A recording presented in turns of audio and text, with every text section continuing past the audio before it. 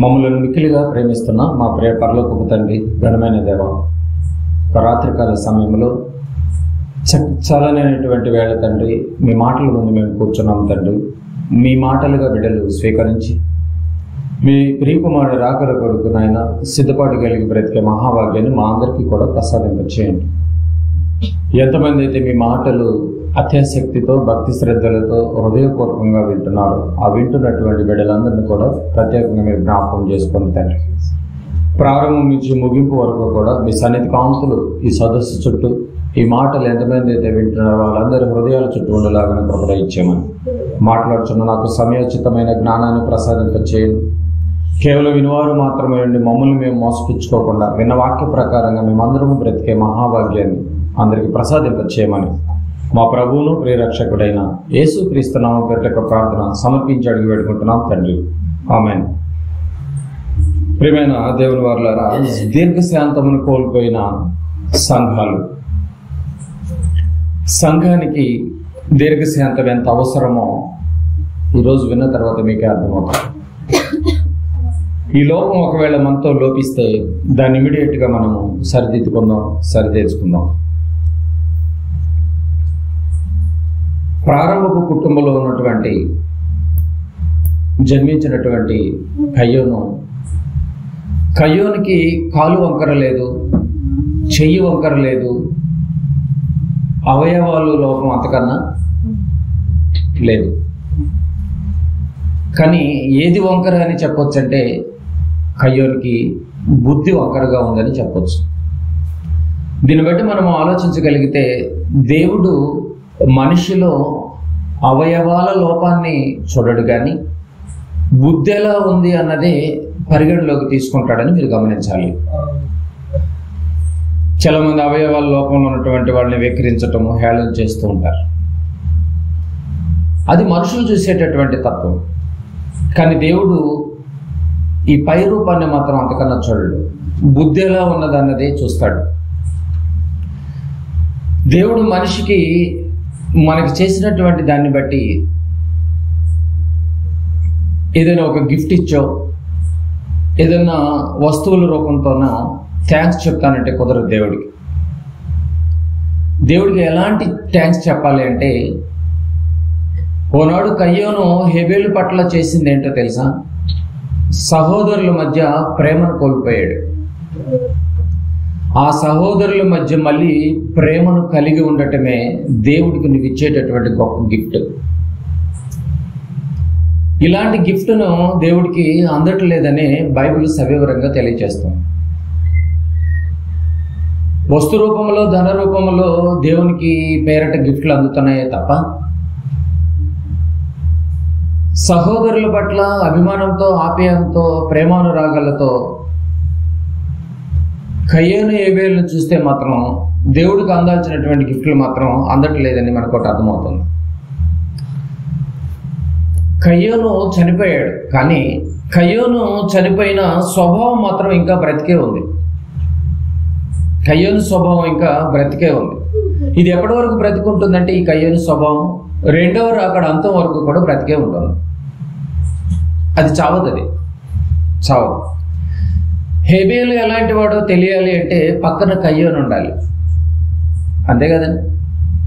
హేబేలు క్యారెక్టర్ బయటికి రావాలి అంటే కయ్యోను లాంటి క్యారెక్టర్ పక్కన ఉంటేనే హేబేలు ఎంత గొప్పవాడో తెలుస్తుంది. సౌలు ఎందుకు వస్తున్నాడు అని అంటే, సౌలుని ఎందుకు ఇంకా ఉన్నాడు అని అంటే, దావీదు లాంటి వాడు తెరలోనికి రావటానికి సౌలు ఇంకా ఉన్నాడు. కయ్యోనికి వేసినటువంటి శిక్ష ఏంటి అని మనం ఆలోచన చేస్తే బైబిల్లో నొసట మీద గుర్తు అనేది మనకు ఒకటి కనిపిస్తుంది, అంతే కదండి. నొసట మీద గుర్తు వేసి వీళ్ళు పంపించినట్టు మనకు కనిపిస్తుంది. కానీ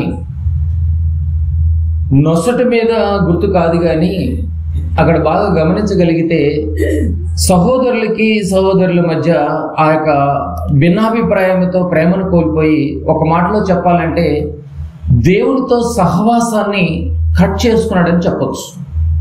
కయ్యోను అంటే దేన్ని కోల్పోయాడు? సహవాసాన్ని కోల్పోయాడు కయ్యోను. ఎవరితో? దేవునితో సహవాసాన్ని కోల్పోయి కట్ చేసుకున్నట్టుగా కయ్యోను స్వభావం మనకి కనిపిస్తోంది. ఎందుకంటే తమ్ముడు నచ్చలేదు కనుకనే చంపేశాడు. బాగా గమనించగలిగితే తమ్ముడు నచ్చలేదు కనుకనే చంపేశాడు. ఇలాంటి దుర్గుణం పోవాలి అంటే మాత్రం మరి ఇప్పుడు మనమేం చేయాలి? వాడి లక్షణం అయితే బతికే ఉంది, ఇప్పటికీ అంతవరకు బ్రతికే ఉంటుంది. ఈ ఉన్నటువంటి యొక్క దుర్గుణం నుంచి మనం బయటికి రావాలి అని అంటే మనం ఏం చేయాలో బైబిల్ని అడగాలి. మరి మనం ఆ లక్షణాన్ని మనకు దూరం కావాలి అంటే, ఆ లక్షణాన్ని మనం లేకుండా చేసుకోవాలి అంటే మనం ఏం చేయాలో దేవుడు బైబిల్లో చక్కటి మాటలు రాయబడ్డాయి. ఒక్కొక్కటిగా మనం ఈ రాత్రి మనము ప్రతి వచనాన్ని మనము చాలా జాగ్రత్తగా ఆలోచిద్దాం. దీర్ఘశాంతమును కోల్పోయిన సంఘాలకి, కుటుంబాలకి, వ్యక్తిగత జీవితానికి దీర్ఘశాంతం ఎంత అవసరమో, ఎంత అత్యవసరమో ఈ రాత్రి మీరు వినాలి. లేకపోతే నరకానికి వెళ్ళే ప్రమాదం ఉంది. గలతీయులకు రాసినటువంటి పత్రిక 5వ అధ్యాయము 22 నుంచి 24 వచనాలు. అయితే ఆత్మఫలమేమనగా ప్రేమ, సంతోషము, సమాధానము, దీర్ఘశాంతము, దయాళత్వము, మంచితనము, విశ్వాసము, సాత్వికము, ఆశా నిగ్రహము, ఇటు వాటికి విరోధమైన నియమమేదియూ లేదు. క్రీస్తు యేసు సంబంధులు శరీరమును దాని ఇచ్ఛలతోనూ దురాశలతోనూ సిలివేసి ఉన్నారు. ఏమండి, ఈ వ్రాయబడినటువంటి మాటలు మనం గమనించగలిగితే, నేను క్రీస్తుని ఫాలో అవుతున్నాను అని చెప్పడానికి గుర్తేంటో తెలుసా? ఈ 9 లక్షణాలు మనలో ఉండాలి. ఏమండి, నేను క్రీస్తు సంబంధిని, నేను క్రైస్తవుడును, క్రీస్తు పక్షాన ఒక విశ్వాసిగా, క్రీస్తు పక్షాన ఒక సాక్షిగా నేను లోకంలో బ్రతుకుతున్నాను అనటానికి ఇండికేషన్ ఏంటంటే, ఈ 9 లక్షణాలు మనలో ఉంటేనే నువ్వు క్రీస్తు సంబంధివి అని చక్కగా బైబిల్లో మాటలు కనిపిస్తున్నాయి. ఈ 9 లక్షణాలు మనం అభివృద్ధి పరుచుకోకపోతే, ఈ 9 లక్షణాలని మనము ఏమంటే మన యొక్క హృదయంలో అన్వయించుకోకపోతే మాత్రం ఖచ్చితంగా మనలో కయ్యోను లాంటి క్యారెక్టర్ మనలో డెవలప్ అవుతుందని మాత్రం మీకు అర్థం కావాలి. క్రైస్తవులుగా ఏమంటే అర్థమవుతుందని దీంట్లో మీరు బాగా గమనించాలి. ఎందుకంటే క్రీస్తుని నమ్మి బాప్తీసం తీసుకున్నటువంటి ప్రతి విశ్వాసి బాప్తీసం తీసుకున్న తర్వాత చనిపోతే అయిపోతుంది, డైరెక్ట్ పరలోకానికి వెళ్ళిపోతాడు. అంతే కదండి. తెలుసో తెలియకో పాపాలు చేశాడు, పుట్టేటప్పుడు యథార్థంగా పుట్టాడు. బాప్తీసం తీసుకున్న టయానికి ఎన్నో భయంకరమైనటువంటి పాపాలతో మునిగిపోయినటువంటి యొక్క విశ్వాసికి బాప్తీసం ద్వారా ఒక వెసులుబాటు ఇచ్చి, పాప క్షమాపణ ఇచ్చి, మళ్ళీ పరిశుద్ధతలోనికి నడిపించి ఒక వైట్ పేపర్ లాగా నేను నిలబెట్టేశాడు క్రీస్తు ముందు. ఆ రోజే మరణిస్తే మనం డైరెక్ట్గా పరలోకానికి వెళ్ళిపోతాం. మరి ఆ రోజు మరణించకుండా, ఆ రోజు తీసుకువెళ్ళిపోకుండా మనం ఎందుకు బ్రతికొచ్చాడు? ఆ రోజు తీసుకుని వెళ్ళిపోతే అయిపోతుంది కదండి. మరి ఎందుకు ఉంచాడు అన్నది మనకు అర్థం కావాలి. ఎందుకు ఉంచాడో తెలుసా? నిన్ను, నన్ను, మనందరినీ బాప్తీసం తీసుకున్నటువంటి ప్రతి వ్యక్తిని ఆ రోజే వాళ్ళ యొక్క ముగింపుకు చర్మగీతం పలకకుండా నేను ఇంకా ఎందుకు బ్రతికుంచాడు తెలుసా? ఈ యొక్క 9 గుణాలు ఇంకా నీలో పరిపూర్ణం అవ్వలేదు కనుక. అర్థమవుతలేదు మీకు పాయింట్? ఈ 9 గుణాలు నీలో పరిపూర్ణం అవ్వాలి కనుకనే ఇంకా నిన్ను బ్రతికుంచాడు బాప్తీసం తీసుకున్న తర్వాత. ఇలా ఈ 9 గుణాలను నువ్వు అభివృద్ధి పరుచుకుంటూ పరిపూర్ణతలోనికి నువ్వు వెళ్ళిపోవాలి. అదే కదా మనం కోల్పోయింది బాప్తీసానికి బిఫోర్. వాటిని డెవలప్ చేసుకోవటం కోసమే నిన్ను, నన్ను ఇంకా సజీవ లెక్కలో ఉంచాడు. దాంట్లో దీర్ఘశాంతం అనే పదం కనిపిస్తుంది చూడండి. ఈ 9 లక్షణాల్లో గుణమే దీర్ఘశాంతం, ఒక లక్షణమే దీర్ఘశాంతం. అలాగే దయాళత్వము, మంచితనము, ఈ 3 ఒకదానికి సంబంధించినవి. దీర్ఘశాంతము, దయాళత్వము, మంచితనము, ఈ 3 ఒకదానికొకటి ముడిపడి ఉన్నాయి. దీర్ఘశాంతం అంటే ఆటోమేటిక్గా దయాళత్వం వచ్చింది, దయాళత్వం అంటే ఆటోమేటిక్గా మంచితనం వచ్చింది. ఈ 3 ముడిపడి ఉన్నటువంటి లక్షణాలు ఇవి. సువార్తకు వెళుతున్నటువంటి మనము బాగా వినాలి. సువార్తకు వెళుతున్నటువంటి మనము జీవితాంతం వాక్యం విన్నా, వాక్యం చెప్పినా, సంఘములో ఒక మంచి స్తంభాలుగా ఉన్న అనేక సభలు, స్వార్థ సభలు పెట్టించినప్పటికీ కూడాను, సువార్తకు తిరిగినా కూడా ఈ లక్షణాలు మనలో కనపడకపోతే నువ్వు ప్రారంభించినటువంటి దేవుని పక్షాన్ని జర్నీ మొత్తం వేస్ట్ అయిపోతుంది. ఎందుకు వేస్ట్ చేసుకోవటం నీ జీవితంలో ఈ లక్షణాలు లేకుండా? ఈ లక్షణాలు మనలో లేకపోతే నువ్వెంత దేవుని కోసం చేసినా ఉపయోగం లేదు, నిరుపయోగమే అని బైబిల్ కరాఖండిగా చెప్తోంది. సంఘములో ఉన్నటువంటి వారు ఇతరుల పట్ల నువ్వు ఏమి అనకపోయినా, బాగా గమనించాలి, నువ్వేమి అనకపోయినా, ఇబ్బందులు పెట్టినా, నిన్ను బాధ పెట్టినా, నువ్వు స్పందించకూడదు. ఇదే పరీక్ష. బాగా గమనించాలి. సంఘానికి వెళుతున్న నీవు, మందిరానికి వెళుతున్నటువంటి నీవు, క్రీస్తులోనికి నడుస్తున్నటువంటి నీవు ఎన్నో ఇబ్బందులు పెడుతూ ఉంటారు, ఎన్నో ఇరకాటాలు పెడుతూ ఉంటారు. నువ్వేం అనకపోయినా కూడా నేను టార్చర్ చూపిస్తూ ఉంటారు, జనరల్గా బాధ పెడుతూ ఉంటారు. అది మాటలతో కావచ్చు, చూపులతో కావచ్చు, ఏదో ఒక విధంగా. అయినప్పటికీ కూడా నువ్వు స్పందించకూడదు, రెస్పాండ్ అవ్వకూడదు. వాటికి రెస్పాండ్ అవ్వకుండా దీర్ఘశాంతం కలిగి ఉన్నావా లేదా అన్నదే దేవుడు చూస్తాడు.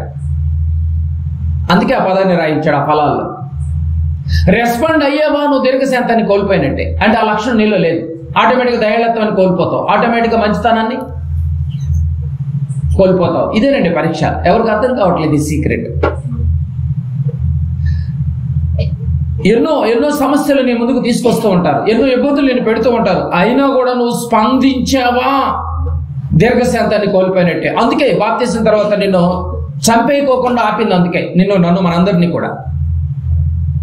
లేకపోతే ఆ రోజు క్లోజ్ చేసి పరలోకాన్ని తీసుకెళ్తే ఏ పరీక్ష లేకుండా పరలోకం ఎలా తీసుకెళ్తాడండి? పరీక్షలు జరగాలి, ఉత్తీర్ణులు అవ్వాలి, 100% రావాలి, దేవుడు మెచ్చాలి, రికార్డ్ ఎక్కాలి, గ్రంథంలో రాయించుకోవాలి అని అంటే నిజంగా అండి ఆ స్పందనకు నువ్వు గురయ్యావా, నువ్వు కోల్పోయినట్టే. క్రీస్తులో నుంచి నువ్వు మెల్లమెల్లగా బయటకు వస్తున్నట్టే తెలియకుండానే. స్పందించకూడదు. దేవుడు అందరూ బాగుండాలని దీర్ఘశాంతం కలిగి ఉన్నాడు. అంతే కదండి, బైబిల్లో మీకు తెలుసు ఆ మాటలన్నీ. దేవుడు అందరూ బాగుండాలని దీర్ఘశాంతం కలిగి ఉంటే దేవుని పక్షాన బయలుదేరినటువంటి విశ్వాసి, దేవుని ప్రియకుమారుని హృదయంలో హత్తుకుని పాపక్షమాపణ పొందినటువంటి ఒక విశ్వాసి కూడా ఇంకెంత దీర్ఘశాంతం కలిగి ఉండాలి మీరు చెప్పాలి. అర్థమవుతలేదు మీకు పాయింట్? ప్రపంచవ్యాప్తంగా అందరూ బాగుండాలని కోరుకున్నటువంటి దేవుడికి అంత దీర్ఘశాంతం ఉంటే, దేవుని ప్రియకుమారుని రక్తంలో కడగబడినటువంటి నీవు, శరీరాన్ని రక్తాన్ని ప్రతిదినము స్వీకరిస్తున్నటువంటి నీవు, వెలుగైనటువంటి వాక్యము హృదయములో సంచరిస్తున్నటువంటి నీవు ఇంకెంత దీర్ఘశాంతంగా ఉండాలో తెలుసా అండి? అలాంటి దీర్ఘశాంతాన్ని ఒకవేళ నువ్వు కోల్పోయావేమో. క్రీస్తులోనికైతే వచ్చేమే కానీ వచ్చినటువంటి మనం ఏం చేయాలన్నది కూడా మనకు తెలియకపోతే చాలా ప్రాబ్లంలో పడిపోతాం. గమనించాలి ప్రియమైన దేవుని వారలారా, ఒక కుటుంబం బాగుండాలంటే దీర్ఘశాంతం ఉండాలి, లేకపోతే కుటుంబం చిన్నభిన్నం అయిపోద్ది. అది భర్తకైనా భార్యకైనా దీర్ఘశాంతము చాలా అవసరం అండి కుటుంబానికి. అలాగే ఒక సంఘం బాగుండాలి అంటే సంఘస్థులందరూ దీర్ఘశాంతంగానే ఉండాలి, చాలా ఓపిక ఉండాలండి. ప్రతిదానికి నువ్వు స్పందించకూడదు. సమాజం బాగుండాలంటే క్రైస్తవులు మొత్తం దీర్ఘశాంతంగా ఉండాలి. ఒక గ్రామం బాగుండాలి అంటే ఏమంటే క్రైస్తవుడు అన్న వాళ్ళు ప్రతి ఒక్కళ్ళు దీర్ఘశాంతంగా ఉంటే గ్రామం పుష్కలంగా ఉంటుంది, పరిపూర్ణంగా ఉంటుంది, ప్రశాంతంగా ఉంటుంది. ప్రతిదానికి ఊరకనే ఫైర్ అవుతూ ఉంటారు చాలా మంది. ప్రతిదానికి ఊరకనే ఫైర్ అయ్యే లక్షణం ఎవరిదో తెలుసా? దెయ్యపు లక్షణం అది. సంఘంలోనైనా, సమాజంలోనైనా, కుటుంబంలోనైనా ప్రతిదానికి ఊరికే ఫైర్ అయిపోతూ ఉంటారు చాలా మంది కూడా. గమనించాలి, అలాంటి ఫైర్ అయ్యే లక్షణము క్రీస్తు లక్షణము కాదు. క్రైస్తవుని యొక్క లక్షణం అంతకన్నా కాదు. అది ఒక దుర్గుణం, అది దెయ్యపు గుణం, దెయ్యపు లక్షణం అని మీకు అర్థం కావాలి. నిజమండి. ఎఫెసీయులకు రాసినటువంటి పత్రిక 4వ అధ్యాయం. ఎఫెసీయులకు రాసినటువంటి పత్రిక పౌలు గారు పరిశుద్ధాత్మ ప్రేరణతో 4వ అధ్యాయము 1 నుంచి 3 వచనాలు చదువుకుందాం. కాబట్టి క్రైస్తవులుగా మారినటువంటి, ముద్రింపబడినటువంటి వారి గురించి రాస్తున్నాడు ఎఫెసీ సంఘాన్ని. కాబట్టి మీరు అంటే క్రైస్తవులు, క్రీస్తుని అంగీకరించినటువంటి వారు, మీరు సమాధానమును బంధము చేత ఆత్మ కలిగించి ఐక్యతను కాపాడుకున్నట్టు ఎందును శ్రద్ధ కలిగిన వారే అంటున్నాడు. చూడండి, సంఘమైనటువంటి మీరు ఎలా ఉండాలి అంటే, మీరు సమాధానమును బంధము చేత, సమాధానం అనే బంధం ఏమంటే సమాధానమును బంధము చేత ఐక్యతను కాపాడుకున్నట్టుకు శ్రద్ధ కలిగి ప్రేమతో ఒకరినొకడు సహించచ్చు అనే పదం ఉంది చూడండి. ఆ సహించటమే దీర్ఘశాంతం. ఈరోజు సంఘాలు విచ్ఛిన్నమైపోవటానికి, సంఘాలు విడిపోవటానికి ఇదే ఈ యొక్క గుణం లేకపోవటమేనండి. బాగా గమనించాలి. మీరు సమాధానమును బంధము చేత ప్రేమతో ఒకడినొకడు సహించచ్చు. ఏ ఊరకన రాశాడండి?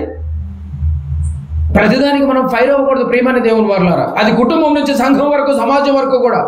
ఏ ఒక్కళ్ళ గురించి వ్యక్తి మాటలు కాదు ఇవి. కుటుంబం బాగుండాలి అంటే సహనం చాలా అవసరం. సహించడం అనేది చాలా అవసరం అండి. సంఘం బాగుండాలన్నా ఇదిగో సహనం చాలా అవసరం. దాన్ని దీర్ఘశాంతం అంటారు. దీర్ఘశాంతానికి పదే పదాలు ఇవన్నీ.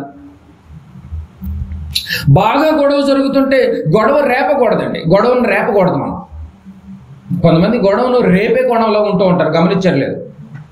గొడవను రేపకూడదు. మనం ఏం చేయాలంటే సమాధానపరచాలి. పర్లేదు, ఏం కాదు, సైలెంట్గా ఉన్నాడు, జరుగుతూ ఉంటాయి. తెలుసో తెలియక తప్పు చేశాడు, ఒప్పుకున్నాడు కదా అని నువ్వు అక్కడ దాన్ని ఆపే ప్రయత్నం చేయాలి. కానీ నువ్వు కూడా వచ్చేసి ఇంకొంచెం ఆశ్చర్యం పోయకూడదు. అదే చెప్తున్నాడు. సహనం సమాధానపరచాలి అంటున్నాడు. చూడండి, సమాధానం అనే ఒక బంధాన్ని గుర్తు చేస్తున్నాడు. మీరు బాగా గమనించాలి. సమాధానం అనే బంధం, ఊరకనే ఫైర్ అవ్వద్దు. సహనం అనేది ఒక మెయిన్ స్టేటస్ గా ఉండాలి. నువ్వు సహించగలిగేవా, నీ బంధం బాగుంటది. ఫైర్ అయ్యేవా, నీ బంధం విడిపోద్ది. అది కుటుంబమైనా, సంఘమైనా, సమాజంలో ఉన్నటువంటి ఏ పరిస్థితులైనా కూడా సమాధానం చాలా అవసరం అండి. ఎందుకంటే మత్తయి సువార్తలో ఒక మంచి మాట విందాం. మత్తయి సువార్త 5వ అధ్యాయము 9వ వచనం. మత్తయి గారు రాసినటువంటి సువార్త 5వ అధ్యాయము 9వ వచనాన్ని మనం ఒకసారి పరిశీలిద్దాం. యేసు ప్రభుల వారు తొలి దినాల్లో ప్రారంభించినటువంటి మొట్టమొదటి మెసేజ్లో ఒక మంచి వర్డ్ రిలీజ్ చేశాడు. ఏంటది? సమాధానపరచువారు ధనులు, వారు దేవుని కుమారులు అనబడుదురు. అందరూ కాదు. చూసారండి, సమాధానం ఎంత ఇంపార్టెంట్. ఫైర్ అవ్వద్దండి అసలు. మనం కూల్గా ఉండాలి, సహనంగా ఉండాలి. ఏం జరిగినప్పటికీ కూడా నీ మీద నీ తప్పు లేకపోయినా కూడా నీ మీద నిందలు పడుతూ ఉంటాయి, అయినా కూడా నువ్వు కూల్గానే ఉండాలి. అదే సహనం.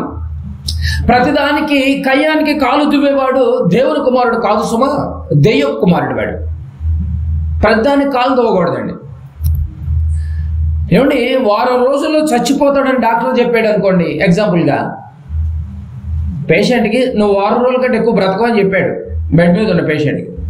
ఇప్పుడు ఆ బెడ్ మీద ఉన్నటువంటి పేషెంట్ ప్రతిదానికి ఫైర్ అవుతాడు. ఇక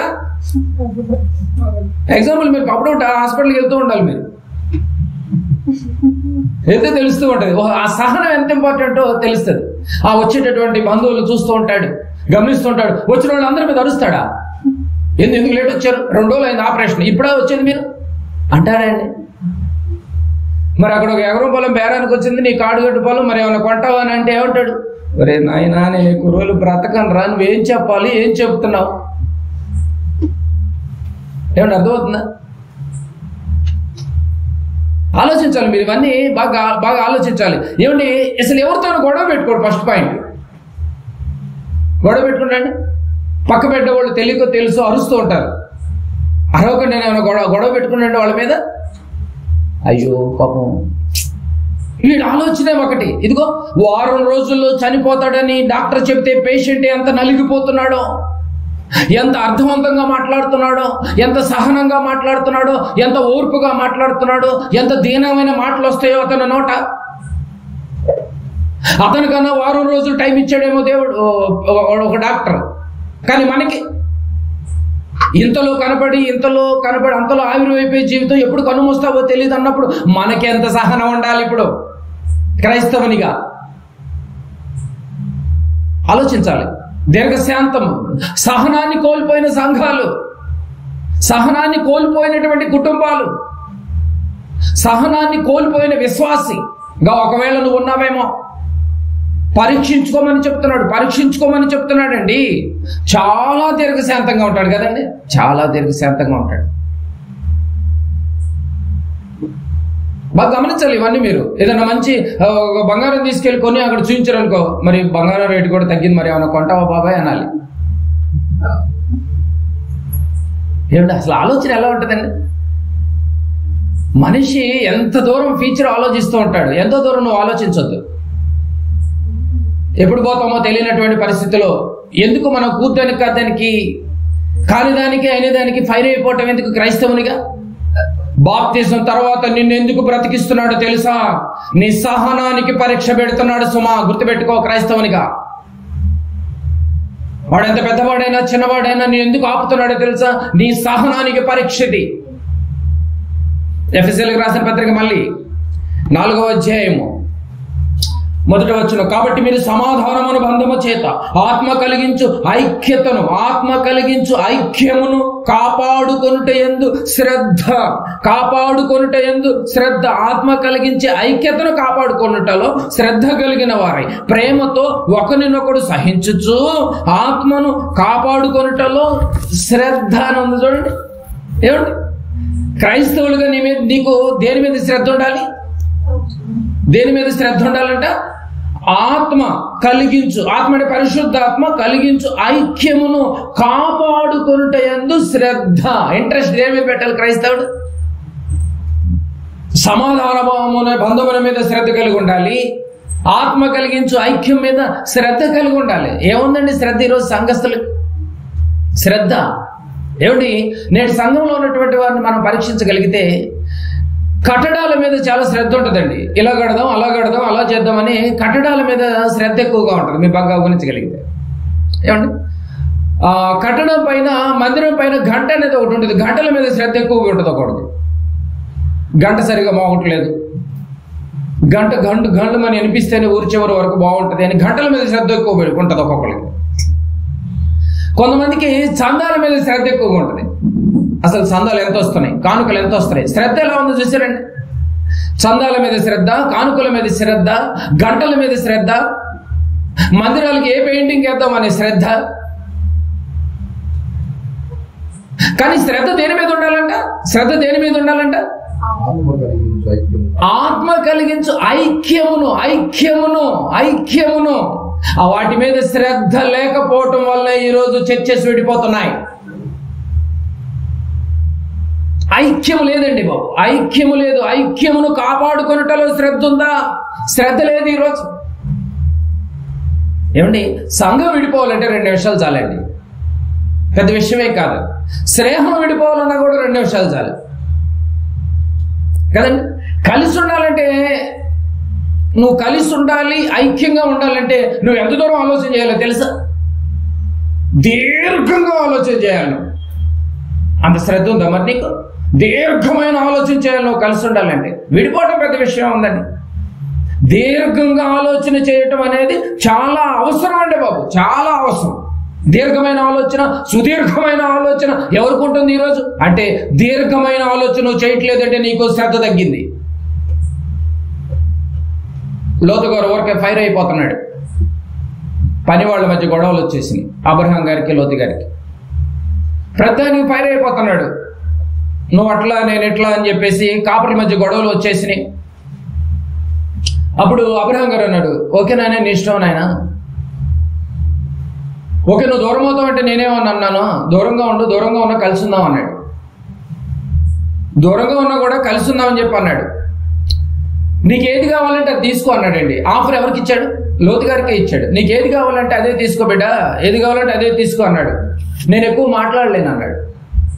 నేనేమో ఎక్కువగా మాట్లాడను, గొడవలకు నేనేమో కాలు దోవను, నీకు ఏది కావాలో, ఏ ఏరియా కావాలో ఆ ఏరియా తీసేసుకో, నేనేం మాట్లాడాను. అలా అనగలిగాడు అంటే అబ్రహాం గారు ఏముంది మీరు చెప్పండి?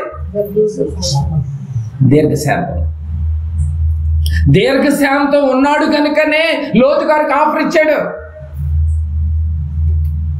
నువ్వు తీసుకున్న తర్వాత మిగిలిందే నాకు పడి, నేనే దాన్ని యాక్సెప్ట్ చేస్తా అన్నాడు. చూసారండి ఎంత సహనం. ఎగబడి కోరుకున్నటువంటి లోతు గారి యొక్క ఫ్యామిలీ లైఫ్ ఎలా ఉంది? అన్నీ తీసేసుకున్న తర్వాత మిగిలిన మొక్క ఏదో పడేస్తే ఆ మొక్కని పట్టుకుని వెళ్ళాడినటువంటి అబ్రహాం గారి లైఫ్ ఎలా ఉంది? అబ్రహాం గారి విశ్వాసులకు తండ్రి అయిపోయాడు. లోతు గారి ఫ్యామిలీ చితికిపోయింది కదా. ఆలోచించాలి. దీర్ఘశాంతం ఎంత అవసరమో మీకు అర్థం కావట్లేదు, ఎంత అవసరమో మీకు అర్థం కావట్లేదు. అందుకే అంటున్నాడు, ఒకరినొకడు సహించచ్చు. 3వ వచనం, మీరు పిలువబడిన పిలుపునకు తగినట్టుగా. మీరు పిలువబడిన పిలుపు ఒకటి ఉంది మీకు. ఎందుకు పిలిచారో తెలుసా? బాప్తిసం తీసుకుని రక్షణలోనికి వచ్చి ఒక విశ్వాసిగా మారతావని, పరిపూర్ణంగా నువ్వు ఎదుగుతావని ఎందుకు పిలిచానో తెలుసా? ఎందుకు నా ప్రియకుమారుని రక్తంలో ఎందుకు కడిగానో తెలుసా?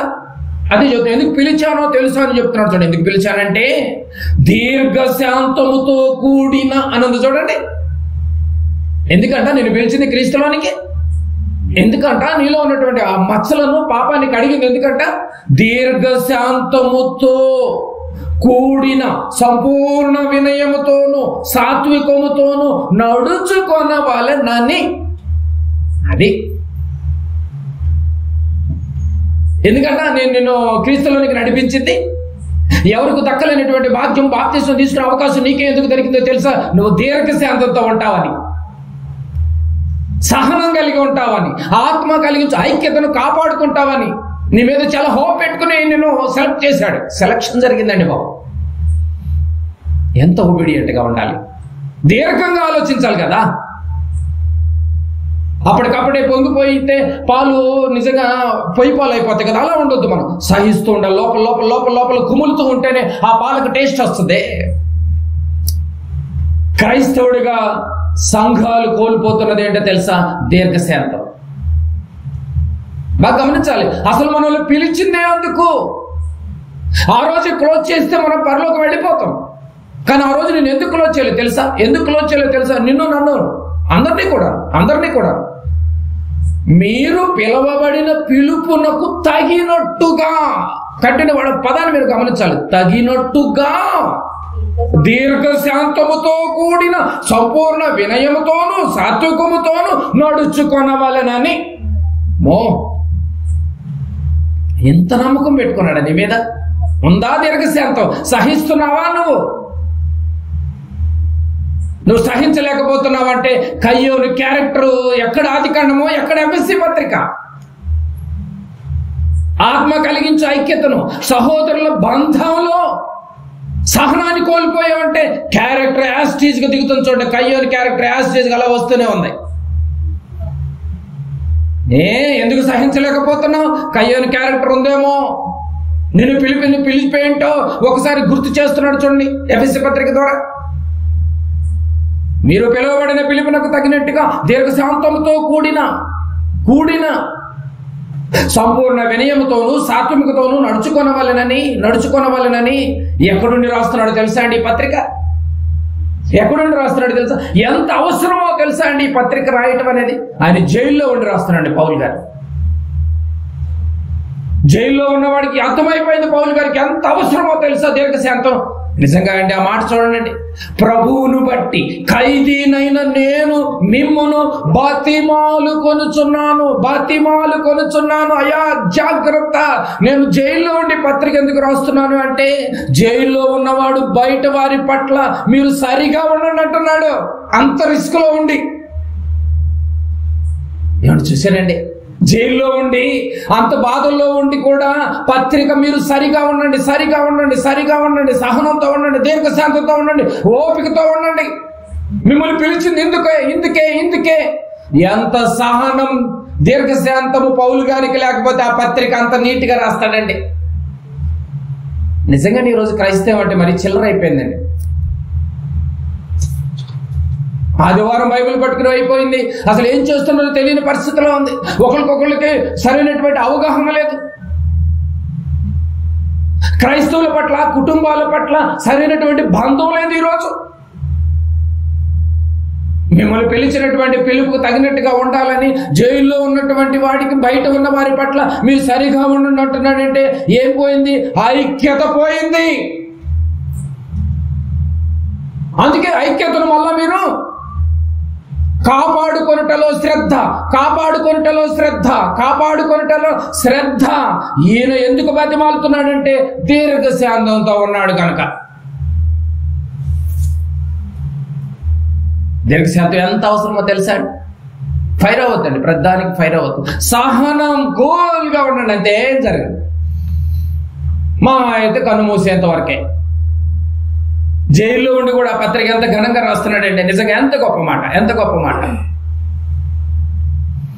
జైల్లో ఉండి పత్రిక రాస్తున్నాడు. ప్రేమ అనే బంధాన్ని కోల్పోయారు, సహనం అనే బంధాన్ని కోల్పోయారు, దీర్ఘశాంతాన్ని కోల్పోయారు. బాప్తిజం తీసుకున్న రోజు లేపేయచ్చు మనం, ఆరో ఇంకా ఎందుకు ఆపుతున్నాడంటే సంపూర్ణ వినయములోనికి నువ్వు వస్తావని, సంపూర్ణ వినయం, పరిపూర్ణమైనటువంటి దశలోనికి నువ్వు వస్తావని. నీకు పరీక్షలు జరుగుతున్నాయి. పరీక్ష ఉందని తెలుసా నీకు? సహనం అనేది ఒక పరీక్ష, దీర్ఘశాంతం అనేది ఒక పరీక్ష జరుగుతోంది. ఈ పరీక్షలో ఓడిపోయావేమో క్రైస్తవుడా. సహనాన్ని కోల్పోయేటట్టు చేయడం దెయ్యపు లక్షణం. దేవుడు అనగానే దీర్ఘంగా ఆలోచన చేయాలి నువ్వు. విడిపోవడం పెద్ద విషయం కాదు, దీర్ఘంగా ఆలోచన చేయాలి నువ్వు. కొరింథీయులకు రాసిన మొదటి పత్రిక. పౌలు గారు కొరింథీయులకు మరో ఉత్తరాన్ని రాస్తున్నాడు. కొరింథీయులకు రాసినటువంటి మొదటి పత్రిక 13వ అధ్యాయము. కొరింథీయులకు రాసిన మొదటి పత్రిక 13వ అధ్యాయము 4 నుంచి, 13వ అధ్యాయము 4 నుంచి. ప్రేమ దీర్ఘకాలము సహించను. చూడండి, ప్రేమ దీర్ఘకాలము సహించును, దయ చూపించును. ప్రేమ మత్సరపడదు, ప్రేమ డంబముగా ప్రవర్తించదు, అది ఉప్పొంగదు, అమర్యాదగా నడవదు, స్వప్రయోజనమును విచారించుకొనదు, త్వరగా కోపపడదు. ప్రేమ ఉంటే త్వరగా కోపపడదు. చూసారండి, కొంతమంది చిరునవ్వుతో నవ్వుతూనే ఉంటారు. వాడి వరే నేను తిడుతున్నారు అన్న కూడా నవ్వుతూనే ఉంటాడు. ఆడే ఒకరోజు మారిపోతాడు, ఒరే అనవసరంగా తిడుతున్నారని. ప్రేమ ఉప్పొంగదు, ప్రేమ ఎక్కడన్నది? త్వరగా కోపపడదు, అపకారమును మనసులో ఉంచుకొనదు, దుర్నీతి విషయమై సంతోషపడక సత్యమునందు సంతోషించును, అన్నిటికీ తాళుకొనును, అన్నిటినీ నమ్మును, అన్నిటినీ నిరీక్షించును, అన్నిటినీ ఓర్చుకునేది ప్రేమ. ఏమండి, ఎంత గొప్ప మాటలండి. ఓర్చుకునేది ప్రేమ. నీకు నిజముగా దేవుడు కోరినట్లు ప్రేమ ఉందో లేదో తెలియాలి అంటే ప్రేమ దీర్ఘశాంతము సహించును. పరీక్షల్లో నీకు బయటపడిపోతుంది. చూడండి, ప్రేమ దీర్ఘశాంతము సహించును, సహనము దీర్ఘశాంతంతో ముడిపడి ఉంది. దీర్ఘశాంతము ఎప్పుడు వస్తుందంటే ప్రేమ ఉంటేనే వచ్చింది, లేకపోతే ఎందుకు వచ్చింది? ఇవన్నీ ఆత్మఫలాల్లో ఇముడుకొని ఉన్నాయండి. ఎంతకాలం పడాలి అంటే ఏమండి, ఎంతకాలం పడాలి? అతను అన్నటువంటి మాటలు ఎంతకాలం పడాలంటే ప్రభు అంటున్నాడు దీర్ఘకాలము అన్నాడు. చూడండి, దీర్ఘకాలం అంటే ఒక మాటలో చెప్పాలంటే మనం చనిపోయేంత వరకు కూడా నువ్వు సైలెంట్ గానే ఉండాలి. దీర్ఘకాలము అన్నాడు అంటే బ్రతికినంత కాలం అని అర్థం. ఎందుకు పిలిచాడంట? ఈ దీర్ఘశాంతం ఎంతవరకు ఉండాలంట? బ్రతికినంత కాలము ఉండాలంట. బ్రతికినంత కాలం ఉండాలంట అండి. మరి బ్రతికినంత కాలం ఉంటుందండి. ఆదివారం మందిరములోనే కొద్దిగా సైలెంట్ గా అమాయకు ఫేస్ కట్లేసి కూర్చుంటాం. బయటకు వచ్చిన తర్వాత తగ్గేదే లేదా, ప్రతాపం చూపిస్తాం. ఆలోచించాలి. మరి ఎలా అయిపోయారండి? క్రైస్తవానికి వాల్యూ లేకుండా పోయిందండి. బయట వాళ్ళు చేదరించుకుంటారండి బాబు. ప్రేమకు నిలువెత్తు స్వరూపమైనటువంటి క్రీస్తు మాటలు ఎక్కడా, మీ స్వభావం ఎక్కడా అంటున్నారు. దీర్ఘకాలం సహిస్తుందట ప్రేమ. ఎంతకాలం అంటే దీర్ఘకాలము నువ్వు సహనం కలిగి ఉంటూనే ఉండాలి. సహించు సహించు సహించు. సామెతల గ్రంథము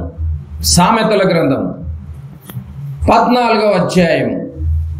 సామెతల గ్రంథము 14వ అధ్యాయము. మరి మంచి మాట చూద్దాం. సామెతల గ్రంథము జ్ఞానైనటువంటి సొలొమోను గారు అప్పుడే చెప్పేశాడు. సామెతల గ్రంథము 14వ అధ్యాయము 29వ వచనాన్ని ఒకసారి చదువుకుందాం. 14:29. దీర్ఘశాంతము గలవాడు దీర్ఘశాంతము గలవాడు మహావివేకి. ఎవరంటే వివేకి? దీర్ఘశాంతము గలవాడు మహావివేకి వెంటనే ముంగోపి మూఢత్వమును బహుమానముగా పొందుదురు. వాడు బహుమానం ఏదంటే, అసలు ముక్కు మీద కోపం ఉన్నాడు అనుకో, వాడు గిఫ్ట్ అదేనంట. వాడు బహుమానం ఏదో కాదంట. ఏమండి, క్రీస్తులోకి వచ్చినటువంటి వాడు దీర్ఘశాంతంగా నువ్వు సహిస్తూ అంతవరకు నువ్వు ఉండగలిగితే పరలోకాన్ని బహుమానంగా ఇస్తాడు. ముంగోపికి బహుమానం పరలోకం లేదంట. ఏంటి? ఆ ముక్కు మీద కోపమే నీకు గిఫ్ట్. మూఢత్వము ముంగోపి మూఢత్వమును బహుమానముగా పొందుదు. వాడెప్పుడు మూఢత్వంగానే ఉంటాడు. ముంగోపి అంటే ముక్కు మీద కోపం అని అర్థం. వాడు ముంగోపి. చూసారండి, మాటకు మాట దెబ్బకు దెబ్బ తీసేవాడు వివేకి కాదు, అవివేకి. మాటకు మాట అంటారు. చూసారండి, వాడు వివేకి కాదు, అవివేకి. అదే చెప్తున్నాడు, వాడు అవివేకి. దీర్ఘశాంతంగా ఉన్నవాడు మహావివేకి. తొందరగా మాట్లాడు, సైలెంట్ మోడ్లో ఉంటాడు, చిరునవ్వుతో ఉంటాడు. బాగా గమనించాలి. 14 లేదా చెప్పాడు కదండి. 15వ అధ్యాయానికి రండి. 15వ అధ్యాయం సామెతల గ్రంథంలోనే బాగా గమనించాలి. ఎలాంటి దుర్గుణాలు ఏమైనా ఒకవేళ మనలో ఉన్నాయేమో వీటిని ఇమీడియట్ గా మనం డిలీట్ చేసుకోవాలి. ఇప్పుడు మనం ముక్కు మీద కోపాలు పనికిరావు. మరి ఒకవేళ ఉందనుకో, నీకు వచ్చే గిఫ్ట్ ఏంటంటే, ఏమంటే మూఢత్వం అనేది ఒక గిఫ్ట్ గా ఇచ్చేస్తాడు. నువ్వు ఎప్పుడు ఇక మూఢత్వమే. అందుకని కొంతమందిని ఆడతో పెట్టుకోవద్దు, వాడు వదిలేండి రాబో అంటారు. చూసారు, వాడు ముంగోపాడు. 15వ అధ్యాయము 18వ వచనం. 18 కోపోద్రేకియగువాడు వాడు ఏం చేస్తాడంట? ఎప్పటికప్పుడు కలహాన్ని రేపుతూ ఉంటాడండి. బాగా గమనించాలి. కలహమును రేపుతూ గొడవలు పెడతా ఉంటాడు. గొడవలు పెట్టడమే వాడి లక్షణం. కోపం గలవాడు ఎప్పుడు గొడవలు పెడుతూనే ఉంటాడు. ఇదే గుర్తు. పాతది రేపుతూ ఉంటాడు, గొడవలు పెడుతూ ఉంటాడు, రచ్చ చేస్తూ ఉంటాడు. ఎప్పుడు ఒక అందాన్ని కూర్చాడు. దీర్ఘశాంతుడు వివాదమును ఎక్కడికక్కడ అణిచేస్తా ఉంటాడు. పోనీలే, వదిలే అనవటం అంటే అది ఎలా వదులుతాం బ్రదర్? నేను అనను, అనిపించుకోను. నిజమే, నువ్వు చెప్పేది కరెక్టే అని ఇంకోటి తోడు ఎగుతా ఉంటాడు. వాడు కోపం గలవాడే. చివరికి మునిగేది ఎవరు? నువ్వే కదా. మరి నిన్ను పిలిచింది ఎందుకు? ఆ రోజు బాప్తిజం తీసుకున్న రోజు ఎందుకు పిలిచాడు? ఎఫెసీ పత్రికలో పిలుపునకు తగినట్టుగా ఉండాలి అంటే దీర్ఘశాంతంతో ఉండాలి. నువ్వు సహించవయ్యా. ఆత్మబంధాన్ని, ఐక్యతను కోల్పోతున్నావు, నువ్వు సహించన్నాడు కదా. సహించకపోతే నీకు గిఫ్ట్ రాదు, రేపు బహుమానం రాదు. మూఢత్వం అనే బహుమానం వచ్చింది. నిజమండి బాబు, చాలా అవసరమండి బాబు. దీర్ఘశాంతం గల్లవాడు మహావివేకి అని చెప్పాడు. దీర్ఘశాంతుడు వివాదమును అంటే గొడవలను అణచివేయును. దీర్ఘశాంతుడు వివాదమును అణచివేయును. గొడవలకు అవకాశం ఇవ్వడని అర్థం. గొడవలకు అవకాశం ఇవ్వడం.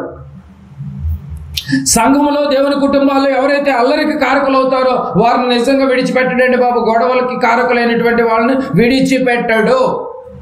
కలహాన్ని రేపేటటువంటి వారిని విడిచిపెట్టడు. లోకసువార్త 17వ అధ్యాయం. లోకసువార్త 17వ అధ్యాయము 1వ వచనం. ఆయన తన శిష్యులతో ఇట్లా నేను నేటి క్రైస్తవులతో కూడా ఇలా మనం కూడా శిష్యులే కాబట్టి అభ్యంతరములు రాకపోవట అసాధ్యము కానీ అది ఎవని వలన వచ్చునో వానికి శ్రమ. అంటే వదులుతున్నాడండి, కలహాలు పెట్టేటోళ్ళని వదులుతున్నాడా? వాడికి శ్రమ అన్నాడు. వాడికి శ్రమే. గిఫ్ట్ ఇచ్చేసాడు. వాడికి శ్రమే, ఎప్పటికైనా శ్రమే. దీర్ఘశాంతుడు మహావివేకిగా ఉంటూ బహుమానాన్ని పొందుకుంటాడు, దేవుడిచ్చే బహుమానాన్ని. ఇవి పరీక్షలు అన్న సంగతి సంఘంలో ఎవరికి అర్థమవుతున్నాయి? సామెతల గ్రంథము 26వ అధ్యాయము. పరీక్షలు జరుగుతున్నాయి. పరీక్షలు విద్యార్థులు కనుక్కుంటున్నారు. విద్యార్థులు కాదు, పరీక్షలు. సంఘంలో ఉన్న ప్రతి వ్యక్తికి పరీక్షలు జరుగుతున్నాయి. సామెతల గ్రంథము 26వ అధ్యాయం. సామెతల గ్రంథము 26వ అధ్యాయము, దీర్ఘశాంతమును కోల్పోయినటువంటి కుటుంబాలు, దీర్ఘశాంతాన్ని కోల్పోయిన సంఘాలు, దీర్ఘశాంతాన్ని కోల్పోయిన క్రైస్తవ్యంగా కనిపించట్లేదండి. దాని ఎఫెక్ట్ నువ్వు బహుమానాన్ని పొందలేవు రేపు. 26:4 వాని మూఢత చొప్పున మూర్ఖునికి ప్రత్యుత్తరమియ్యకుము. వాడితో ఎక్కువ మాట్లాడటం కూడా అంత తిరిగి ఆ జవాబు ఇవ్వటం కూడా అనవసరం అండి. ఎందుకంటే వాడు మూర్ఖుడు. మూఢత చొప్పున మూర్ఖునికి ప్రత్యుత్తరమియ్యకుము. ఇచ్చిన ఎడల నీవును వాని పోలియుందు అని చూడండి. ప్రతి మూర్ఖుడికి సమాధానం చెప్పాల్సిన అవసరం లేదు. ఒకవేళ నువ్వు సమాధానం చెప్పాలి, నువ్వు బయలుదేరినా ఇచ్చిన ఎడల నీవును వానిని పోలియుందును. చూడండి, నీవును వానిని పోలియుందువు. మూర్ఖంగా ఉన్న వారికి కొన్నిసార్లు ఆన్సర్ చేయాల్సిన అవసరం లేదు. కాము వెళ్ళిపోండి అంతే. వాడు వాక్కుంటూ ఉంటాడు అంతే. వాడొక మూర్ఖుడు, వాడొక మూఢత్వం కలిగినటువంటి వాడు. వాడొక బహుమానాన్ని పొందుకోవాలని చూస్తున్నాడు, మూఢత్వం అనే బహుమానాన్ని. వాడితో నీకేం పని? కిందకు వచ్చేసరికి 5వ వచనంలో ఒక మంచి మాట అన్నాడు, చూడండి, బాగా గమనించాలి. ఇక్కడేమో ఆన్సర్ చేయొద్దు అన్నాడు, 4లోనేమో ఆన్సర్ చేయొద్దు అన్నాడు కదండి. 5లో ఏమన్నాడు చూడండి, వాని మూఢత చొప్పున మూర్ఖునికి ప్రత్యుత్తరం మిమ్మన్నాడు. ఇక్కడ ఒక్కోసారి నువ్వు ఆన్సర్ ఇవ్వాలి ఆడికి, ప్రత్యుత్తరం మిమ్ము. అలాగూ చేయని ఎడల వాడు తన దృష్టికి తాను జ్ఞానం అనుకుని రెచ్చిపోతాడు. చంప మీద కొట్టినట్టు ఉండాలి ఆన్సర్ కూడా వాడికి. లేకపోతే వాడు ప్రతిదానికి నేనే గొప్ప, నేను ఎక్కడికి వెళ్ళాల్సిన అవసరం లేదు, నేనే ఒక పెద్ద సంఘము, అవసరమైతే నేనే రొట్టె శరీరాన్ని నిలుచుకుని నేను ఇంట్లోనే తినేస్తాను. ఉన్నారండి బాబు చాలా మంది అడ్డగోళ్ళు. సంఘంతో పని లేకుండా, సహవాసంతో పని లేకుండా. వాడు మూర్ఖుడు అంతే. వాడు దేవుడిని నమ్మడు.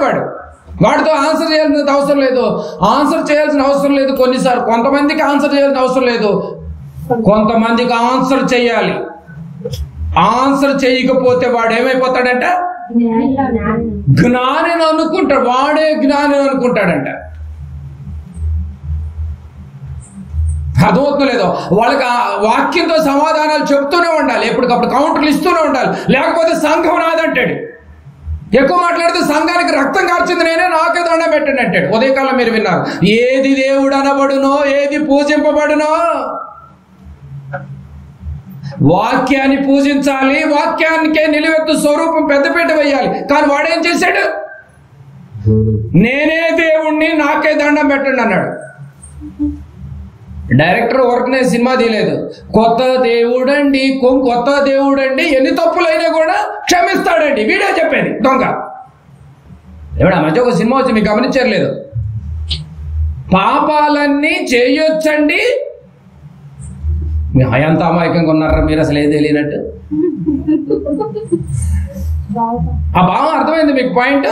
కొత్త దేవుడు వచ్చాడంట, పాపాలు క్షమిస్తూనే ఉంటాడంట, ఎన్ని పాపాలైనా చేయొచ్చంట. కొత్త దేవుడు అండి. ఏ క్రియేట్ చేసేవరా? ఆ కొత్త దేవుడు మందిరంలో కూర్చున్నాడని ఉదయం విన్నారు మీరు. నాకే దండం పెట్టండి, నన్నే పూజ చేయండి. అర్థం అవట్లేదు మీకు? ఆలోచించాలి మీరు, ఇవన్నీ ఆలోచించాలి. అలాంటి వాడికి కౌంటర్ ఇవ్వాలి. ఎవరు దేవుడు? వాక్యము దేవుడు. మరి నిన్నెందుకు నీ చుట్టూ పూజ చేస్తున్నారు? వాక్యానికి భయపడాలి. ఈరోజు సంఘంలో సంఘ పెద్దకు భయపడుతున్నావంటే, నీ చుట్టూ తిప్పుకుంటున్నావంటే నువ్వే కొత్త దేవుడివి సమాజానికి. ఇలాంటి వాళ్ళకి వాక్యంతో బుద్ధి చెప్పకపోతే తరతరాలు నేనే జ్ఞానని విర్రవీగుతూ ఉంటాడు. అలాంటి వాళ్ళని ఆన్సర్ చేయాలి. ఒక్కొక్క కోణంలో ఒక్కోసారి డోంట్ కేర్ అని వదిలేయండి. ఒక్కొక్కడికి ఆన్సర్ చేయాలంత అవసరం లేదు. కొంతమందికి ఆన్సర్ చేయకపోతే ఆత్మలను వాడి కాళ్ళ కింద నొక్కుతున్నాడు. యేసుప్రభు వచ్చినప్పుడు, ఇదిగో ఈ యొక్క రాజ్యంలో మహిమ మొత్తం నీకు ఇచ్చేదను, నా కాళ్ళకు మొక్కితావంటే కాళ్ళకి ఎందుకు మొక్కాలి? కాళ్ళ కింద ప్రజలు ఉన్నారు. ఈరోజు కాళ్ళ కింద తొత్తులుగా చేసేసుకున్నారండి దేవుని బిడ్డలు వీళ్ళంతా. నువ్వేమైనా కన్నావేంటి? నువ్వేమైనా రక్తం కార్చావేంటి? కనుక ప్రియమైన దేవుని వారలారా, ఇలాంటి వారికి వివరంగా చక్కగా చెప్పాడు. 4వ వచనంలో, వారి మూఢత చొప్పున మూర్ఖునికి ప్రత్యుత్తరం ఇయ్యకుము. ఇచ్చిన ఎడల నీవును వాణిని పోలి ఉందను. పెద్దవాడితో నోట్లో నోరేయద్దు. వాడికి తెలియదాడు, వాడికి అనవసరం. కొంతమంది తెలుసు, నాకు అన్నీ తెలుసు అని బిల్డప్ లేతాడు, ఏమీ తెలియదు వాడికి అసలు. అలాంటి వాడికి చెంప మీద కొట్టినట్టు ఉండాలి. లేకపోతే వాడు ఏం చేస్తాడు, అనేక మందిని కబ్జా చేసేస్తాడు. సంఘాల్లో జరుగుతుంది ఇదేనండి ఈ మధ్య. అందుకనే 5లోకి వచ్చేసరికి వాని మూఢత చొప్పున మూర్ఖునికి ప్రత్యుత్తరం మిమ్ము అలాగు చేయని ఎడల వాడు తన దృష్టికి తాను జ్ఞాని అనుకొనును. నేను చెప్పేదే వేదం అంటాడు. నువ్వు చెప్పేది వేదం ఏంటి? వాక్యం వేదం, అంతే కదండి. మానవ కోటికి ఇదే విధి అన్నాడు సొలొమోను గారు. ఇదే పత్రికను క్లోజ్ చేసేటప్పుడు ప్రసంగిలో, దేవుని యందు భయము భక్తులు కలిగి ఉండటమే మానవ కోటికి ఇది అన్నాడు. ఈరోజు వాక్యం అంటే భయం లేదు, సంఘ పెద్దలంటే భయము. ఏమంటే పాస్టర్ గారంటే భయపడుతున్నావంటే నువ్వే మార్చేసావు అనమాట. అలాంటి వాడికి నువ్వు అప్పుడప్పుడు ఆన్సర్ చేయాల్సి వచ్చింది. కాముగా అన్నాడు కదా అని కాముగా ఉంటే కూర్చుంటే ఎట్లా? దొంగ బోతులు పేటరేగిపోతూ ఉంటాయి. కనుక ప్రియమైన దేవుని వారలారా, ఏమండి ఇప్పటి వరకు మనం విన్నాను, ఇలాంటి లక్షణాలు కలిగి ఉంటే వివేకం కలిగి ఉండాలన్నమాట. ఇలాంటి లక్షణాలు ఎవరున్నారు? నువ్వు వివేకం కలిగి నువ్వు బిహేవ్ చేస్తూ ఉండాలి.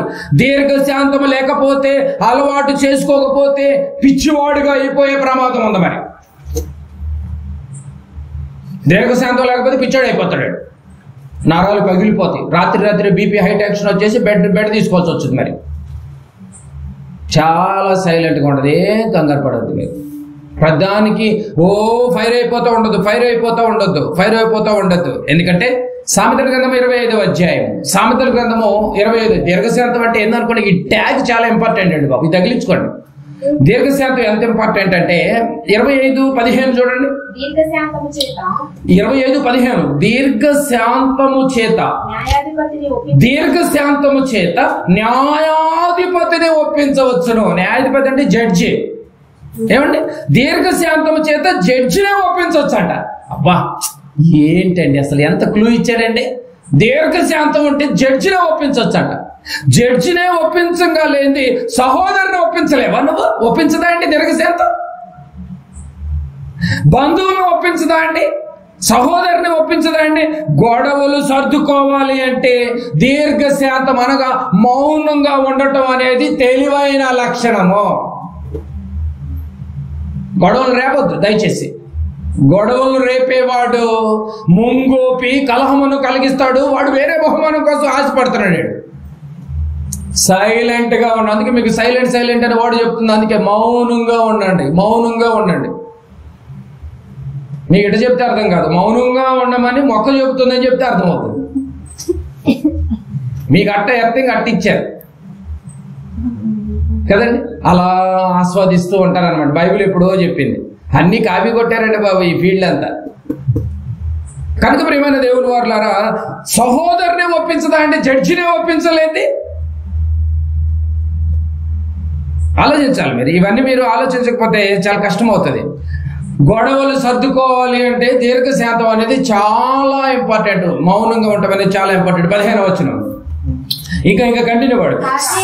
సాత్వికమైన నాలుక ఎముకలను నలగగొట్టుద్ది అంటాడు బాబు. సాత్వికమైన నాలుక ఎముకలను నలగగొట్టును. ఎవరి ఎముకలు నలగొట్టుద్ది? ఎవరైతే విరోధ భావంతో ఉన్నారో వారు అందరు ఎముకలు నలగొట్టుద్ది సాత్వికమైన నాలుక. సాత్వికంగా నువ్వు ఉన్నావు అనుకో, ఎవరైతే నిన్ను విరోధ భావంతో ఉన్నారో వాళ్ళ ఎముకలు ఆటోమేటిక్ గా లోపల ఆలోచనలో పడిపోతారు, నలిగిపోతారు. నేనే తొందరపడ్డానని లోపల ఎముకలను నలిగిపోతాడు. సాత్వికమైన నాలుక ఎంత ఇంపార్టెంట్ చూసారండి. కనుక చాలా జాగ్రత్తగా ఉండాలి.